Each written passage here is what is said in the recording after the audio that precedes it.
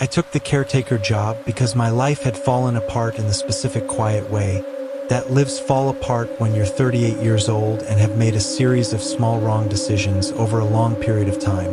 And one day you look up and nothing is where you thought it was going to be. The divorce was the last thing, not the worst thing. The worst thing was the slow preceding years, the job I'd stayed in too long, the city I'd stayed in too long, the version of myself I'd been performing for too long without checking whether anyone, including me, actually believed it anymore. The divorce was the moment the scaffolding came down and I had to look at what was under it. What was under it was a 40-year-old man. I turned 42 months before I took the job, with a storage unit full of books he hadn't read, a reliable truck, a moderate amount of savings, and nowhere specific to be.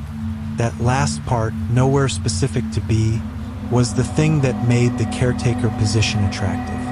The ad I found was on a regional property management site, tucked between listings for handyman work and house-sitting gigs. It read, "Seasonal caretaker needed. Hatchet Hollow Estate, Pendleton County, West Virginia. October through April. Live-in position. Maintain property. Respond to maintenance issues. Basic groundskeeping. Private residence. No guests during off-season. Compensation includes full housing plus monthly stipend. Must be comfortable with extended solitude. Reliable vehicle required. References checked." I called the number that afternoon. The property manager was a man named Douglas Fry, based out of Charleston, who handled the estate for its owners, a family who used it as a summer property and were not present from October through April. He was efficient and asked reasonable questions, and when I'd answered them, he said the position had been vacant the previous winter. His last caretaker had left in January, unexpectedly, for personal reasons, and he needed someone who was reliable and would stay through April. I asked about the personal reasons. He said he didn't know the details. He said the man had called in January and said he was leaving and had left. I said that was a lot of people leaving unexpectedly. He said the position had high turnover because of the isolation and that if I couldn't handle 6 months of solitude in rural West Virginia, he'd rather know now. I said I thought I could handle it. He said he'd send me the paperwork. Pendleton County is in the eastern highlands of West Virginia, in the Allegheny Mountains, in a part of the state that is genuinely remote by any reasonable standard. The nearest town to Hatchet Hollow was a small place called Franklin, population under 1,000, about 14 miles away. Between the estate and Franklin was Mountain Road, winding, narrow, the kind that closes in winter when the snowfall gets heavy and stays closed until it decides to open again. The estate itself was at the end of a private road off a county route that was itself off a state highway that was itself not exactly a major artery. I drove up in late September to see the place before I committed.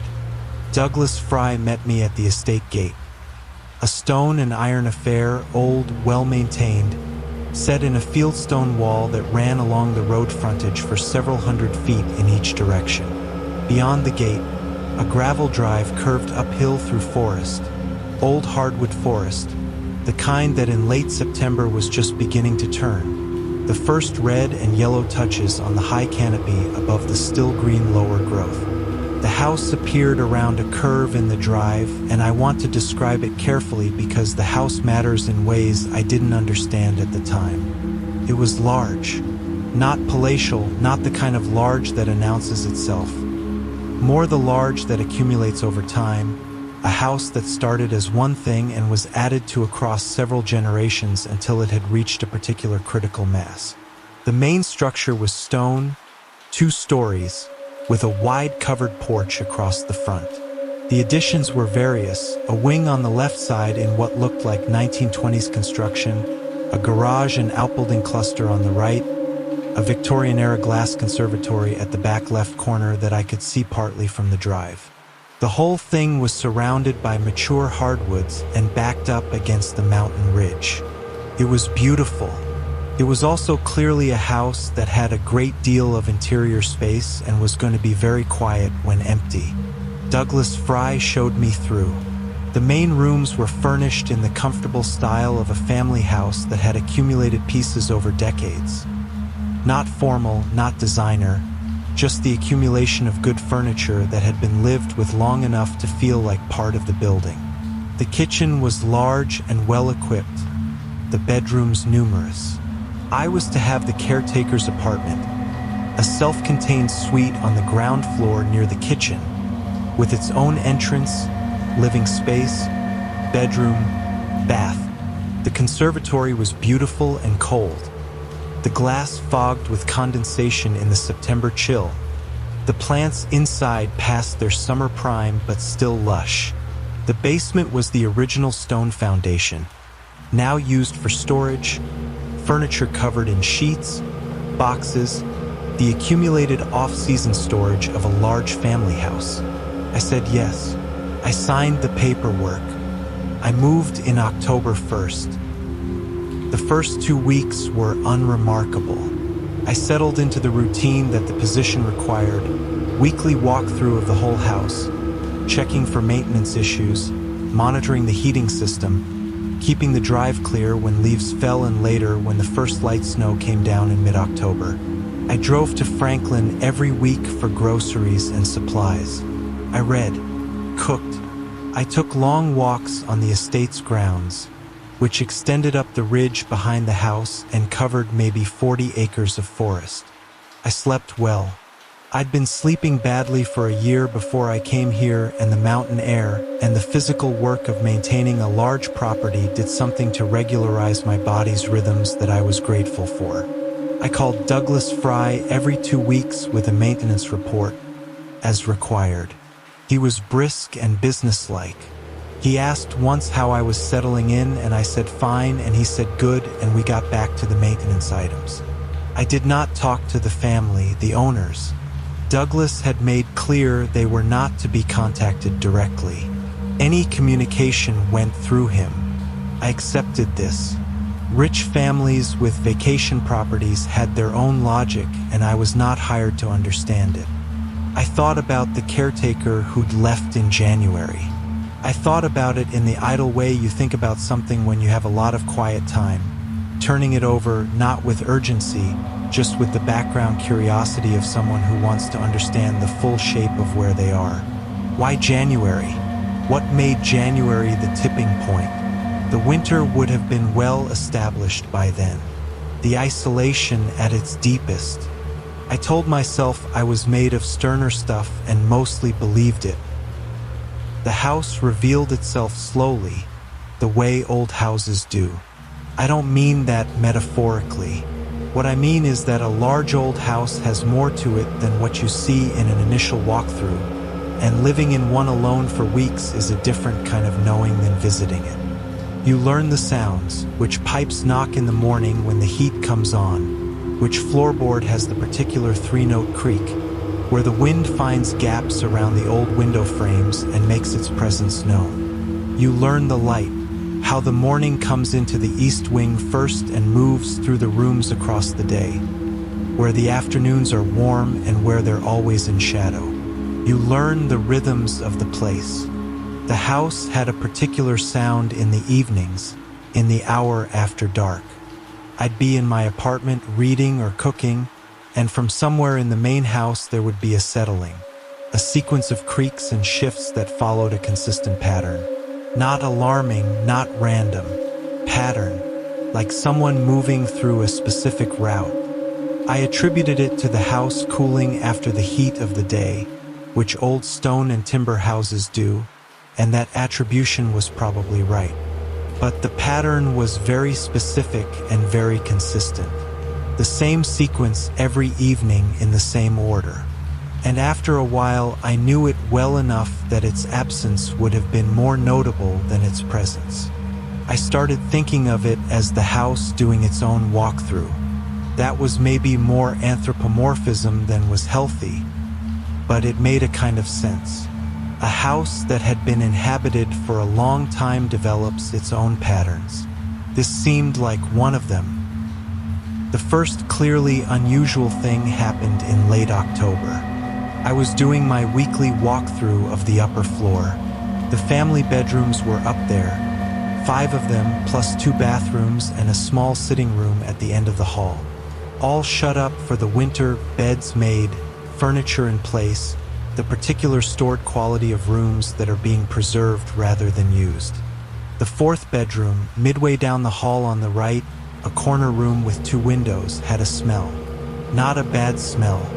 Not mold or rot or any of the maintenance-related smells I was trained to notice. Something else.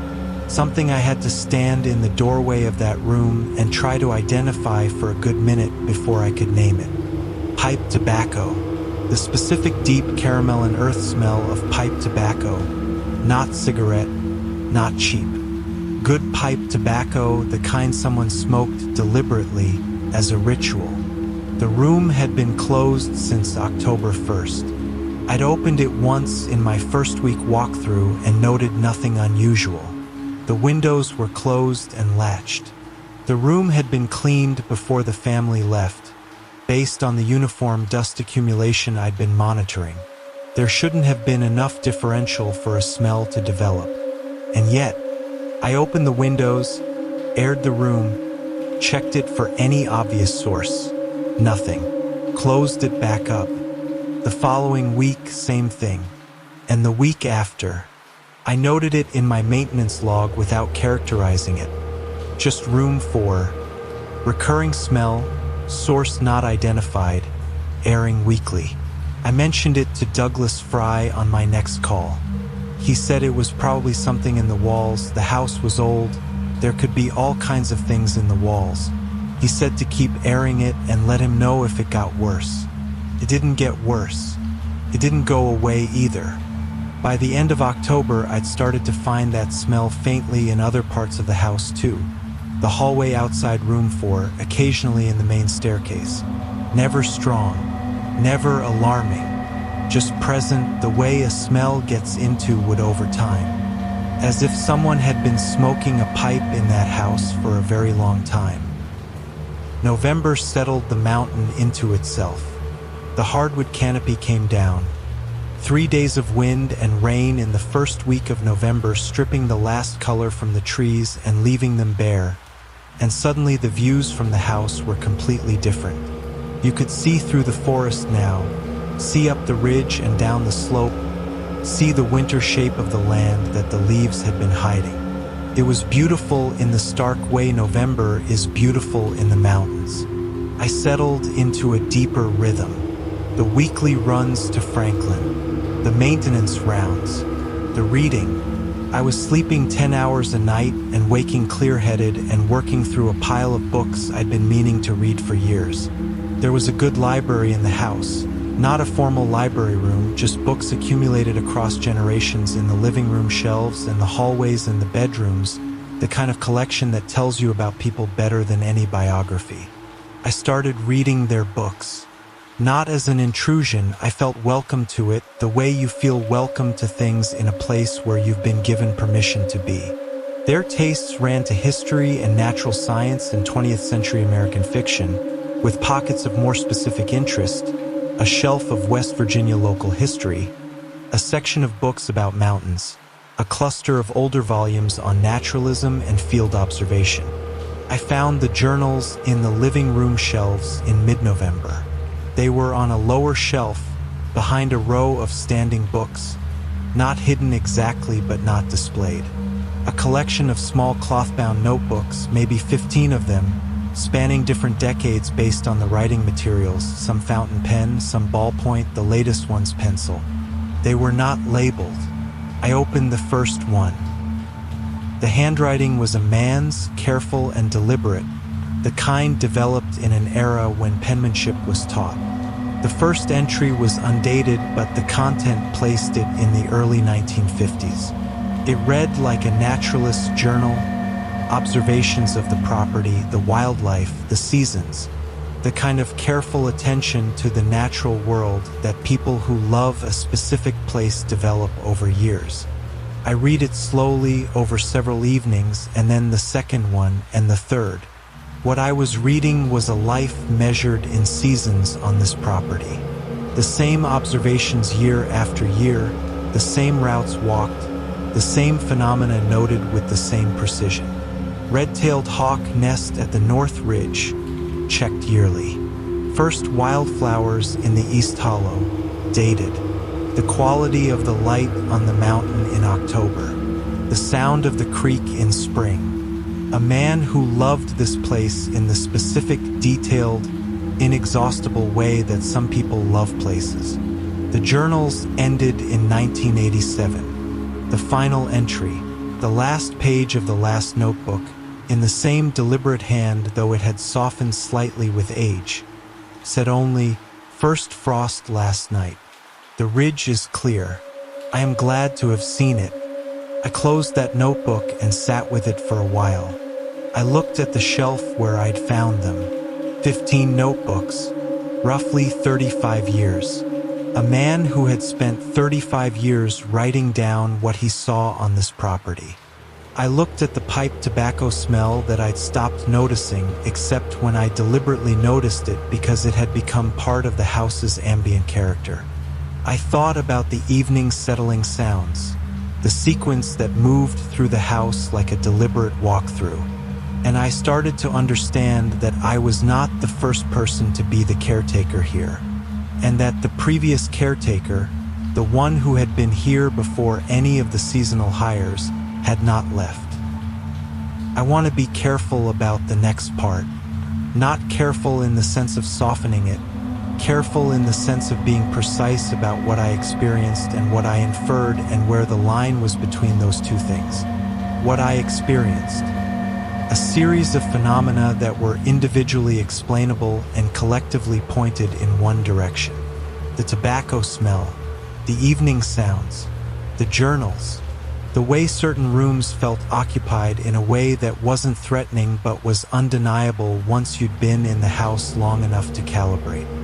What I inferred, that the man who had written those journals, the man who had loved this property for 35 years, who had noted the first frost and the hawk's nest and the October light with the patience of someone who understood that a place revealed itself slowly and required steady attention.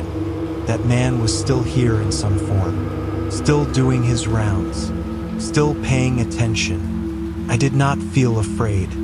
I want to be clear about that because I think it's the most important thing I can tell you. I did not feel afraid.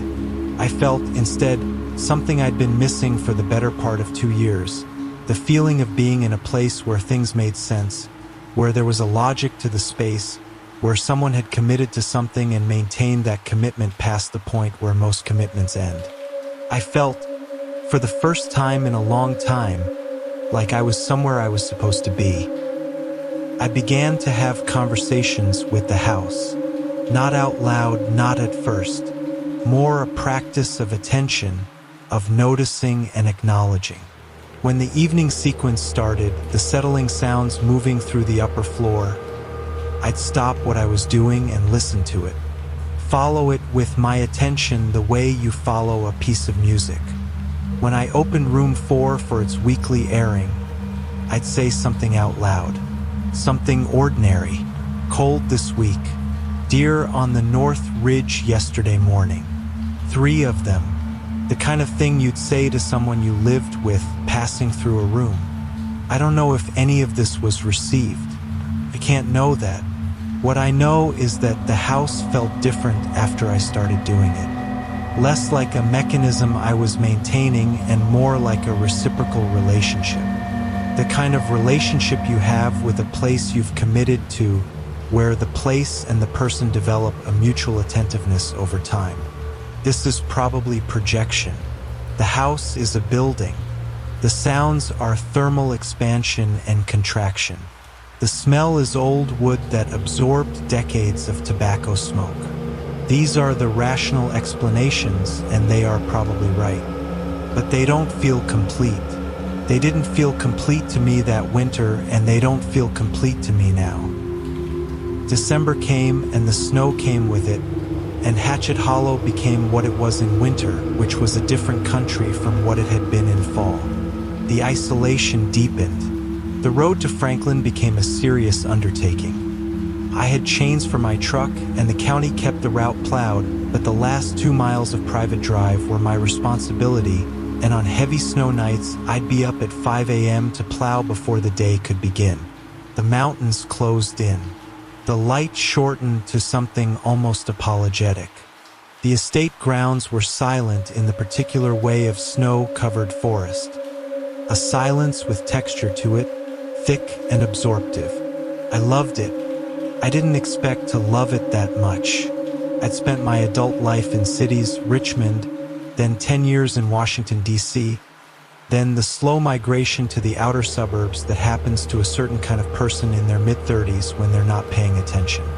I had no framework for winter isolation in the West Virginia mountains, but the snow and the silence and the particular quality of firelight against old stone walls on a December night, it suited something in me that I hadn't known needed suiting.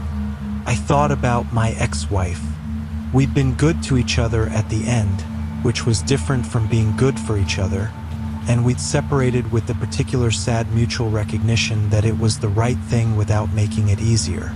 I thought about her in the city, in the apartment we'd shared, probably already moving it into a shape that was hers rather than ours. I wished her well. I meant it. I thought about who I was becoming, alone in this house in the mountains in December. Whether I was running away from something or toward something or simply giving myself room for the first time in years. I decided the distinction didn't matter as much as I thought it did. On the 21st of December, the winter solstice, something happened that I need to tell you about carefully. I'd been aware, for the previous week, of a change in the house's pattern. The evening settling sequence had become more pronounced. Not louder, but more deliberate somehow. The tobacco smell had spread from the upper floor to the main rooms. The quality of presence in the building, and I know how that phrase sounds and I'm using it anyway because it's the accurate phrase, had intensified. On the night of the solstice, the longest night, I was sitting by the fire in the main living room with a book I wasn't reading. About 9 in the evening, the sequence began. The settling sounds moving through the upper floor, and then something different happened. The sounds moved downstairs. Through the ceiling of the room I was in, following the path through the upper hall and then to the main staircase. And then down the staircase, the particular creak of the third step from the bottom, which I knew as well as my own name by then, into the front hall. I sat very still. My book was in my lap. The fire was going. The front hall was dark. I hadn't turned that light on. The sounds stopped. I sat for a long moment. Then I said out loud to the dark hallway, "I've been reading your journals." Silence. I said, "I want you to know I've taken care of the place. I've tried to pay attention the way you did." The fire shifted. A log settling, the particular sound of wood burning through and adjusting its weight. Ordinary sounds. But the quality of the room changed. The way a room changes when someone enters it. A shift in the air, in the density of the space, something the body registers before the conscious mind does. I felt it very clearly. I said, "I think you love this place very much." And then something extraordinary happened. The bookshelves along the left wall. I was facing them, the firelight catching the spines. I knew every book on those shelves by now. One book moved. Not dramatically, not flying off the shelf. The spine of one book on the third shelf from the bottom pushed forward slightly from the others. An inch, maybe less. Just enough to be distinct from the books on either side of it. I got up. I went to the shelf. I pulled the book out. It was a slim volume, cloth-bound. The color faded to an indeterminate green-gray. Handwritten on the spine in ink that had browned with age. Hatchet Hollow. Epi. I opened it. It was a journal, older than the ones I'd found on the shelf. The handwriting was different, a lighter, faster hand, and the paper was older. The first entry was dated 1931. EP, the initials on the spine. I brought the book to the firelight and read the first entry. October again. The hollow is itself.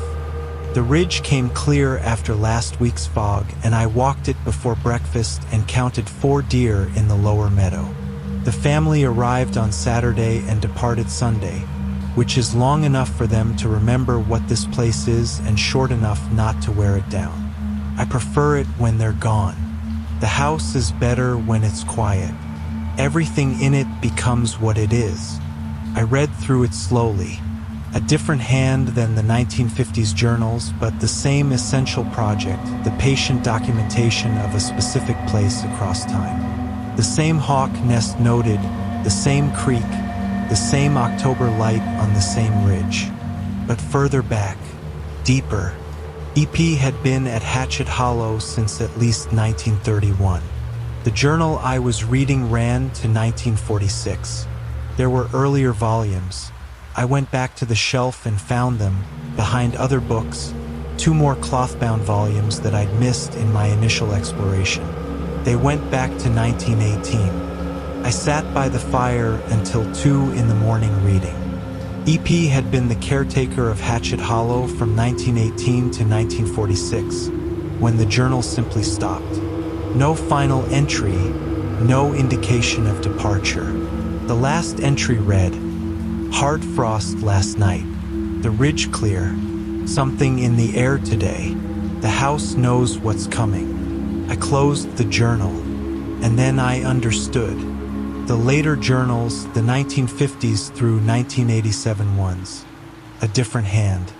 A different person who had come after EP and continued the same project. The same attention, the same routes, the same observations across a different life. 2 caretakers, separated by years or decades. Both had committed to this place and both had remained in it past any reasonable expectation. And somewhere between them, the gap between 1946 and the early 1950s when the second set of journals began, the house had waited. The house had always waited. I went to Franklin in January and I went to the County Historical Society, which was open 2 days a week and staffed by a woman named Harriet who had been there for 30 years and knew the county the way only people who dedicate themselves to a place know it. I asked about Hatchet Hollow. I asked about EP. Harriet looked at me for a moment. She said, "You're the caretaker up there." I said, "Yes." She said, "Which winter is this for you?" I said, "My first." She nodded. She said, "The last one made it to January." I said I knew. I asked why he'd left. She said she didn't know the specifics. She said the Hatchet Hollow caretaker position had been going since the estate was built in the late 1800s and that it had unusual turnover, which she understood, and that some people handled the isolation and some didn't. I asked about EP. She went to her files, came back with a photocopy of a county record, a property deed from 1917, transferring the caretaker position for Hatchet Hollow Estate to one Edwin Pruett of Franklin, West Virginia. Age given as 34, Edwin Pruett, AP. I asked what happened to him, whether he'd stayed the full tenure. Harriet looked at her files again. She said there was a death record for Edwin Pruett, Pendleton County, dated 1946. It listed the place of death as Hatchet Hollow Estate. He died there. He'd been at Hatchet Hollow from 1917 to 1946. 29 years. She asked if I'd found his journals. I looked at her. She said he left them. Some of the caretakers find them. The others, the ones who leave early, they don't find them. I asked what she meant by that. She said, Edwin Pruett loved that place more than any place has a right to be loved. When he died there in 1946, I don't think he had anywhere else to go. Nobody who knew him was surprised he stayed. She said it matter-of-factly. not as something strange, as something that had been understood in Franklin for 70 years. I came back from Franklin and I walked the estate in the January snow, and I thought about Edwin Pruett and the man who'd come after him, whose name I still didn't know. And I thought about what this place was and what it did and what it asked of the people who came to care for it. Some places are just places. They sit in the landscape and they serve their function and they don't ask anything more. And some places are different.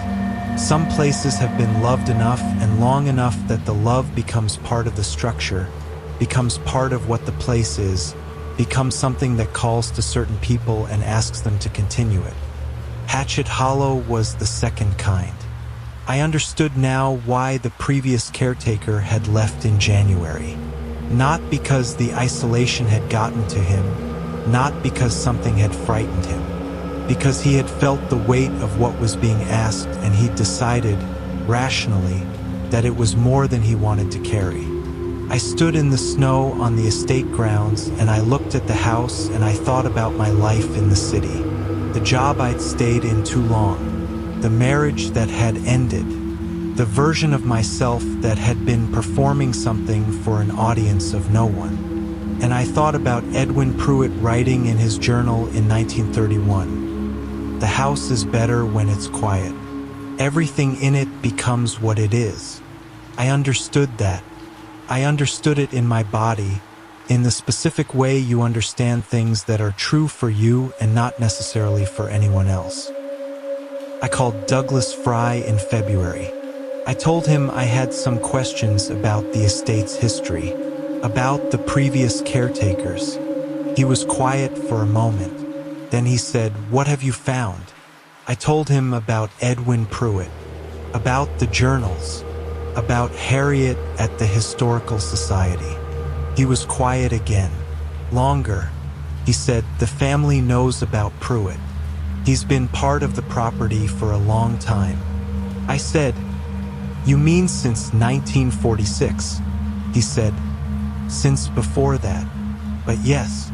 I said, "The man who kept the journals from the 1950s through 1987, who was he?" Douglas Fry said, "His name was Robert Gale. He came in 1952. He died in 1989 in the house, same as Pruett." I said, "So the house has had 2 permanent residents for the last 75 years. He said, "The family considers them part of the estate. They've made their peace with it." I said, "And the seasonal caretakers? The ones like me?" He said, "Some of them feel it and some of them don't. The ones who feel it tend to either leave quickly or stay a long time." I said, "Which are you hoping I'll do?" He said, "The family would prefer someone who stays. The house doesn't do well when it's left alone in winter. The maintenance requirements are substantial and it helps to have someone who's paying attention." I thought about Robert Gale's last journal entry. "I am glad to have seen it." I said, "The previous caretaker, the one who left in January, how many winters had he done?" Douglas Fry said, "That was his second. He said he started feeling watched." I thought about that. I said, "That's not the right way to think about it." He was quiet. I said, "You're not being watched. You're being accompanied. There's a difference." Another pause. Then he said, "The family will be glad to hear you say that." February, March. The snow deepened and then began to soften. The creek that ran below the East Ridge came back to voice in mid-March, audible from the house for the first time since November. The hardwood forest began its infinitesimal turn. The buds impossible to see individually but visible as a collective warming of color across the ridgeline. I walked the estate every day. I knew every acre of it by now. I knew the deer trails and the Hawks territory and the hollow below the East Ridge where the Trillium came up first, because it was sheltered and faced south and got the early sun. I walked with my notebook. I'd started keeping one, Not like Edwin Pruett's careful naturalist documentation, not that systematic, not yet. But something. The beginning of paying attention in the way this place seemed to require. I thought about the previous caretaker who had left. Whether he'd been frightened or just unwilling. Whether there was a difference. Some people are built for solitude and some aren't. And some places ask more of you than other places, and the combination is not always right. I was the right combination. I understood this about myself clearly, the way you understand things about yourself when you've had 6 months of honest quiet. The city version of me had been managing a performance. The Hatchet Hollow version was something else, something quieter and more actual. I want to tell you about the night in late March. The snow was mostly gone from the lower ground, but still thick on the upper ridge. The nights were cold, but the days had the particular tentative warmth of early spring in the mountains. 50 degrees and full sun. The forest floor beginning to show the first green at the base of the leaf litter. I was doing a late evening walkthrough, the last one before bed, going through my standard route. Upper floor, middle floor, kitchen and back rooms, conservatory check, back to my apartment. I was in the upper hall when I stopped. Room 4, the corner room, the one with the tobacco smell, the door was open. I had closed it. I always closed it. I was meticulous about the room closings on the upper floor because the heating balance depended on the airflow pattern I'd established in November. The door was open. I went to it, stood in the doorway. The room was lit, not by my lights, not by any electrical source. The window faced west and southwest, and there was a nearly full moon outside, and the moonlight was coming through the windows in a way that filled the room with a silver blue light that was almost like daytime. In the chair by the window, a wingback chair, old, covered in faded green fabric, there was an impression. Not a person, not a visible, definite person. An impression, the particular way a chair looks when someone has been sitting in it for a long time, the cushion compressed in the specific shape of a body, the armrests worn at the positions where hands rest. But the chair was moving slightly, the slow rock of a chair that has just been occupied, settling back to stillness. I stood in the doorway and watched it settle. And the tobacco smell was strong. Not faint, not the background presence I'd gotten used to. Present. The smell of a pipe recently smoked. I said very quietly, "I'm going to stay." The chair stilled. I said, "I wanted you to know. I'm going to stay." The moonlight on the floor. The chair still. The smell of pipe tobacco in an old room on a March night in the West Virginia mountains. I turned off my flashlight. I stood there in the moonlight for a while. Then I went to bed. April came. The Trillium in the East Hollow came up, the way Edwin Pruett had noted it every year, and I went to see it and stood in the hollow in the April light and understood that I was standing in the same place he had stood. That the Trillium had come up in this hollow every April for as long as any of us had been paying attention and would continue to do so after all of us were gone. I wrote it in my notebook. First Trillium, East Hollow, April 9th. The family arrived in late May for the summer season.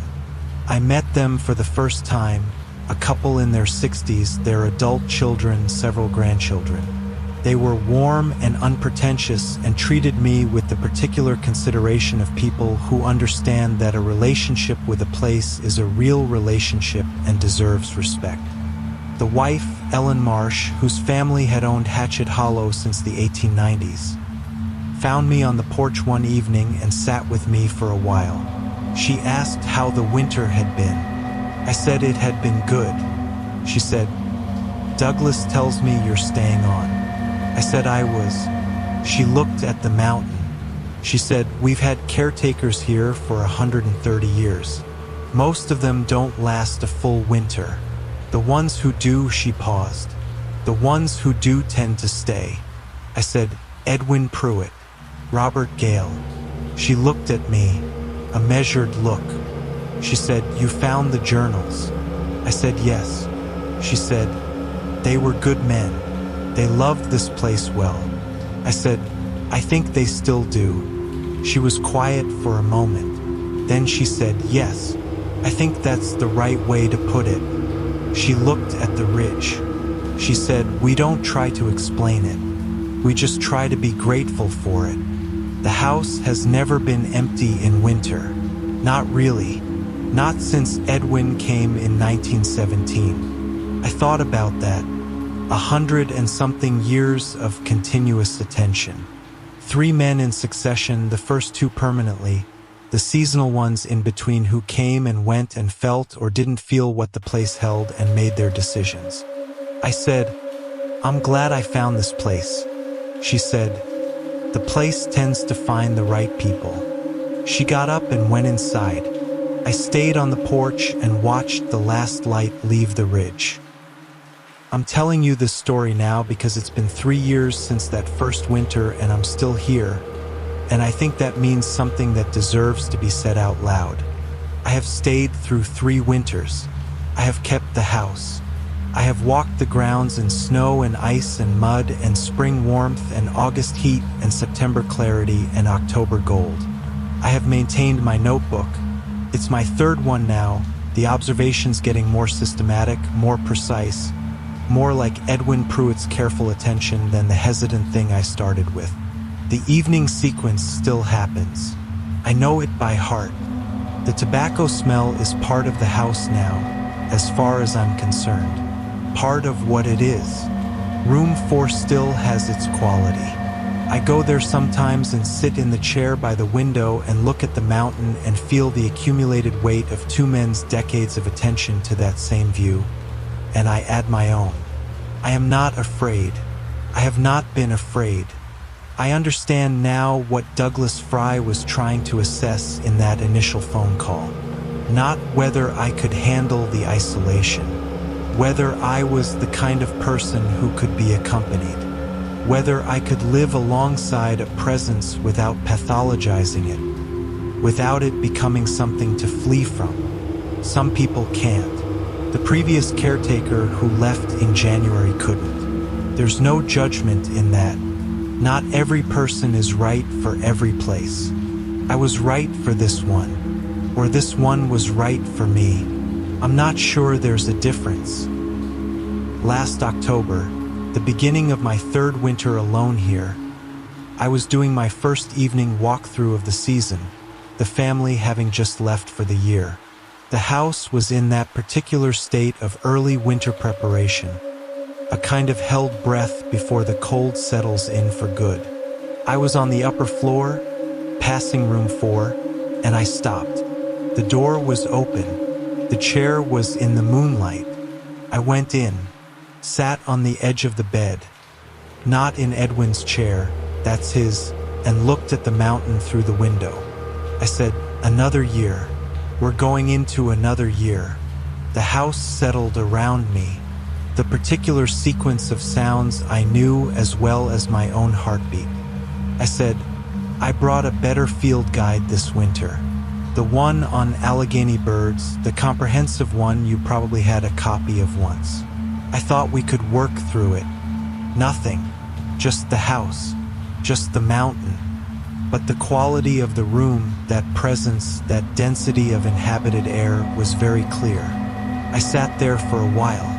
Then I got up, closed the door gently, finished my walkthrough, went to my apartment, made dinner, read by the fire. Outside the window, the first light snow of the season was beginning to fall on the ridge. Inside, the house was doing its evening rounds. We were both right where we were supposed to be. I'll end with this because I think it's the thing that matters most about what I've learned here. I came to Hatchet Hollow because I had nowhere specific to be. I was 40 years old and had arrived at the particular crisis of a life that had been organized around the wrong things and couldn't sustain that organization anymore.